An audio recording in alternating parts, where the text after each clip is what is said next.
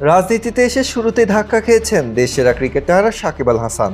শেখ হাসিনার সরকারের পতনের পর সমালোচনা ও জনরোষে তিনি রীতিমতো কোণঠাসা।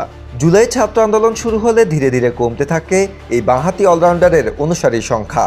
বিশেষত ছাত্র ও সাধারণ মানুষের হতাহতের ঘটনায় নীরবতার পন্থা অবলম্বন এবং আওয়ামী লীগের সংসদ সদস্য হওয়ার ফলেই এমন প্রভাব পড়েছিল বলে মত দিচ্ছেন নেটিজেনদের অনেকে। এরই মধ্যে হত্যা মামলার আসামি করা হয়েছে বিশ্বসেরা এই অলরাউন্ডারকে। এবার জনপ্রিয়তায়ও ভাটা পড়েছে তার। ফেসবুকে অনুসারী কমেছে সাকিবের।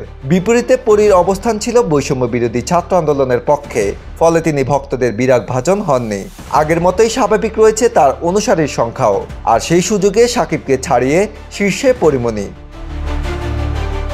ফেসবুকে অনুসারীর দিক থেকে শোবিজ তারকাদের মধ্যে পরীমনি এগিয়েছিলেন অনেক আগে থেকেই। পরীমনির সামনে ছিলেন কেবল তারকা ক্রিকেটার সাকিব আল হাসান। এবার তাকেও টপকে গেলেন ডানাকাটা পরী। ফেসবুক পেজের অনুসারীর সংখ্যায় বাংলাদেশে এখন তিনিই শীর্ষে। গতকাল বিকাল পর্যন্ত তার অনুসারীর সংখ্যা ছাড়িয়েছে 1,62,30,000। এই সংখ্যা আগে ছিল সাকিবের দখলে।